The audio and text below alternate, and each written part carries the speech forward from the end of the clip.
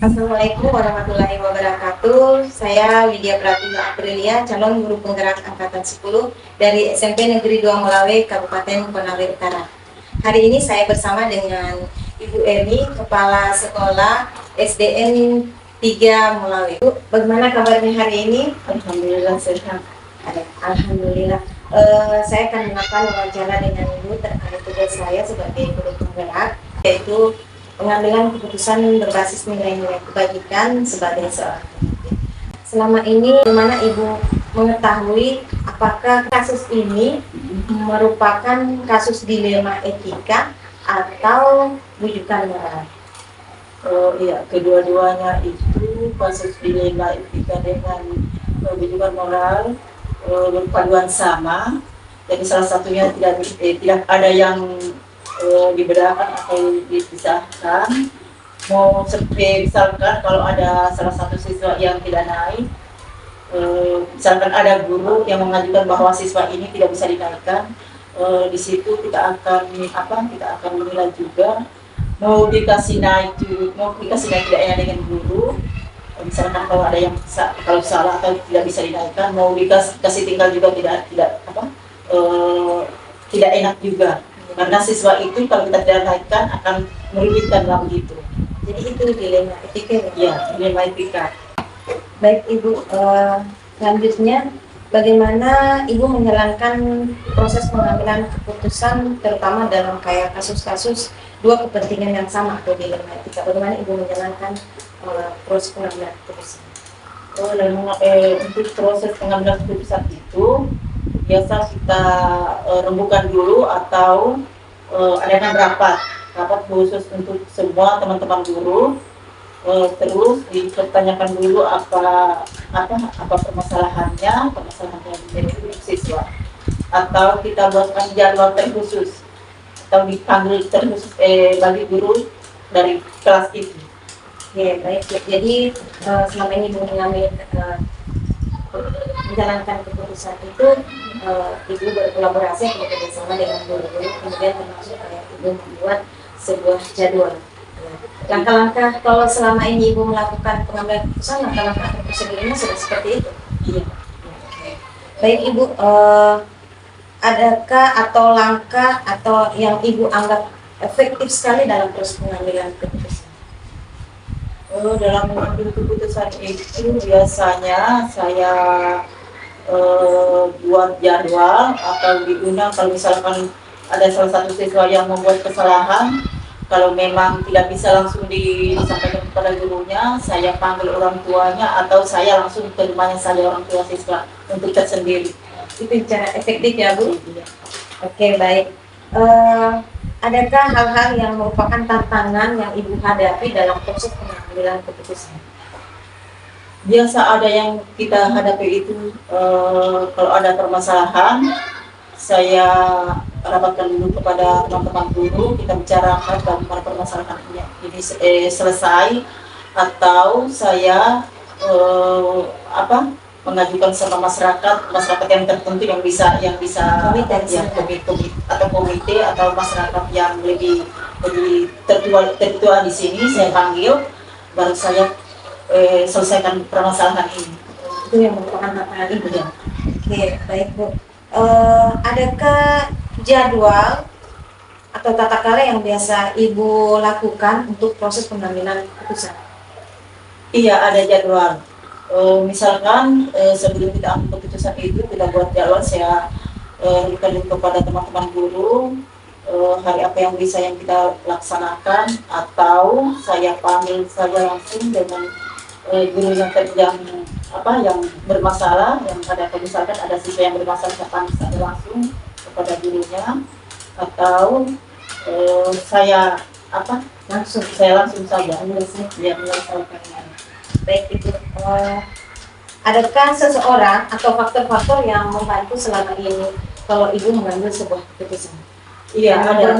Iya, ada. Saya libatkan semua guru termasuk komite dengan tadi itu yang saya maksud dengan masyarakat, ya ada yang lebih percaya lagi bagaimana misalkan kalau ada permasalahan yang lebih rumit lagi, misalkan saya tidak bisa selesaikan sendiri, ya, saya panggil semua guru, saya datang semua guru komite sekolah dengan permasalahan. Seperti itu ya Bu. Baik, pertanyaan terakhir, dari semua hal yang telah Ibu sampaikan, pembelajaran yang apa yang Ibu dapatkan atau petik dari pengalaman dan proses Maksudnya?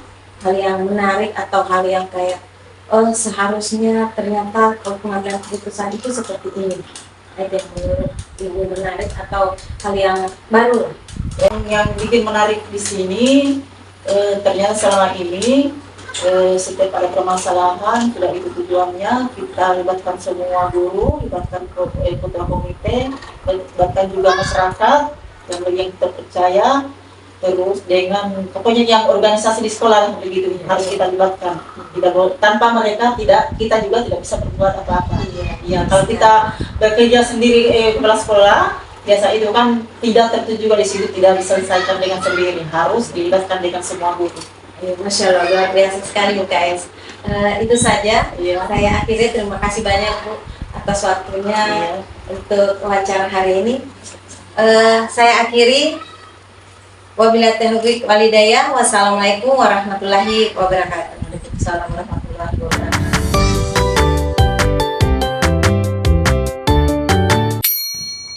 Assalamualaikum warahmatullahi wabarakatuh. Hari ini kita bertemu kembali dengan saya Widya Pratiwi Aprilia, calon guru penggerak angkatan 10 dari SMP Negeri 2 Melawe, Kabupaten Konawe Utara. Hari ini saya bersama dengan Ibu Kepala Sekolah saya, Ibu Hasrida. Bagaimana kabarnya Bu? Alhamdulillah baik.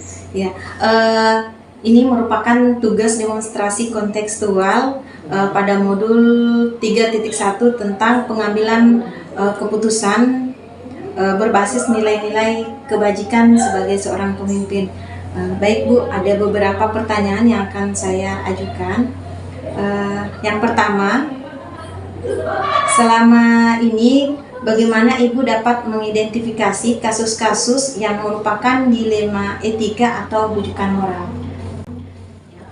Baik, sekarang ini karena saya bertugas di sekolah ini baru sekitar 3 tahun, dalam kurang lebih 3 tahun, jadi beberapa kasus yang ada seperti kasus dilema etika ini. Jadi ketika itu terjadi di sekolah ini, saya berusaha untuk bagaimana dalam pengambilan keputusan itu mengedepankan keputusan yang dianggap menguntungkan untuk teman-teman guru atau siswa itu sendiri. Dan kemudian kalau misalnya kasus itu kita pandang perlu untuk kita tangani bersama dengan dewan guru, maka kenapa tidak kita laksanakan. Baik, jadi selama ini Ibu menjalankan dalam pengambilan keputusan seperti itu ya Bu, maksudnya bersama-sama dengan rekan guru berkolaborasi dalam proses pengambilan keputusan.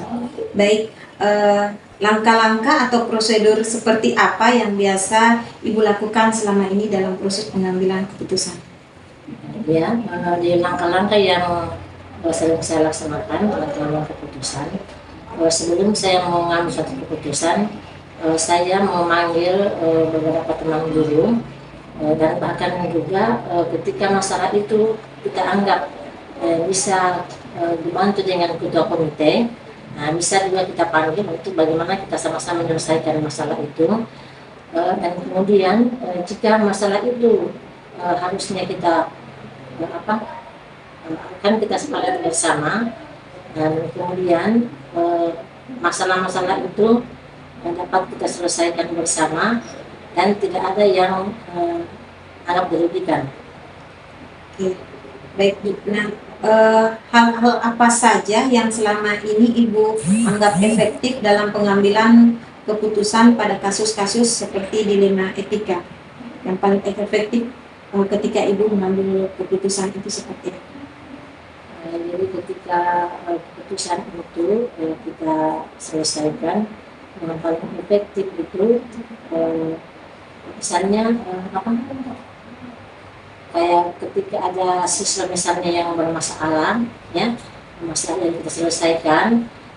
Saya panggil orang tua siswa datang di sekolah, kemudian kita selesaikan masalah ini secara bersama, sehingga ketika nanti kasus ini tidak sampai keluar dari sekolah ini, sehingga yang kita jaga bersama itu jangan sampai kasus itu keluar dari lingkungan sekolah sehingga akan menyebar ke lingkungan masyarakat. Itu yang kita jaga. Jadi kasus ini saya selesaikan di sekolah bersama-sama dengan rekan-rekan dewan guru, sehingga kasus ini akan terselesaikan dengan baik. Baik, Bu. Hal-hal apa saja yang selama ini merupakan tantangan dalam pengambilan keputusan pada kasus-kasus dilema etika, tantangannya Ibu? Dalam hal saya mengambil keputusan, tantangan yang sering saya alami, kalau misalnya kalau dilema itu atau kasus itu ada pada teman-teman guru, maka kasus ini yang menjadi dilema saya. Kadang saya akan menegur teman guru, tapi saya kembali berpikir, teman ini bagaimana, sama-sama punya pendidikan atau apa. Saya kembali berpikir bahwa kasus ini akan kembali saya memanggil dewan guru untuk bagaimana diberikan pemahaman, kemudian diberikan penguatan bahwa yang kita lakukan seperti ini yang kita lakukan tidak benar. Dan kemudian kedepannya kedepannya nggak usah kita laksanakan, kita lakukan. Oke. Baik, Bu, itu yang menjadi tantangan Ibu mengenai tantangan dalam pengambilan keputusan ya. Baik, selanjutnya, apakah Ibu memiliki sebuah tatkala atau jadwal tertentu dalam sebuah penyelesaian kasus dilema etika?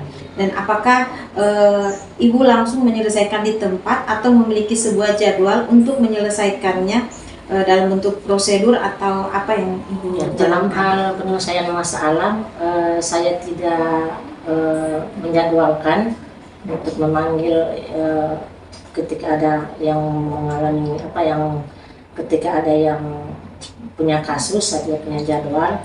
Secara spontan saya panggil pada yang bersangkutan, berikan pemahaman bahwa kasus yang, kalau misalnya kasus itu berat, bahwa saya akan kasih pemahaman bagaimana untuk kasus ini kita selesaikan bersama.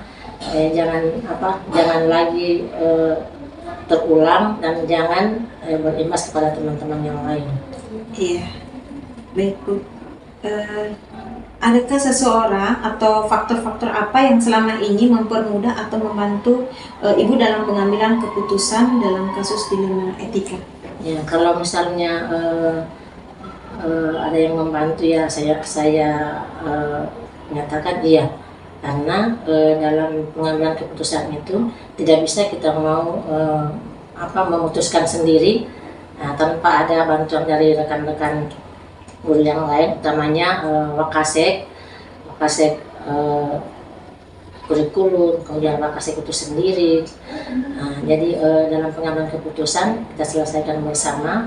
Jadi yang sangat membantu adalah para Wakasek, sehingga dalam menangani kasus ini dapat terselesaikan dengan bagus. Baik Ibu, kita sudah masuk pada pertanyaan yang terakhir. Dari semua hal yang telah Ibu sampaikan tadi, pembelajaran apa yang Ibu petik dari dalam proses pengalaman mengambil sebuah keputusan dilema etika? Baik, dalam saya mengambil keputusan, saya simpulkan bahwa ternyata dalam hal mengambil keputusan itu kita tidak bisa untuk memutuskan secara sendiri tanpa bantuan dengan teman-teman guru yang lain. Dan kemudian dalam pengambilan keputusan ini harus kita komunikasikan bersama, sehingga kita tidak mengambil keputusan tidak ada yang dirugikan. Artinya sama-sama enak, tidak ada dirugikan antara yang salah dan antara yang benar. Oke, baik Ibu, saya rasa cukup. Dan saya akhiri kegiatan wawancara saya bersama Ibu Kepala Sekolah. Assalamualaikum warahmatullahi wabarakatuh. Waalaikumsalam warahmatullahi wabarakatuh.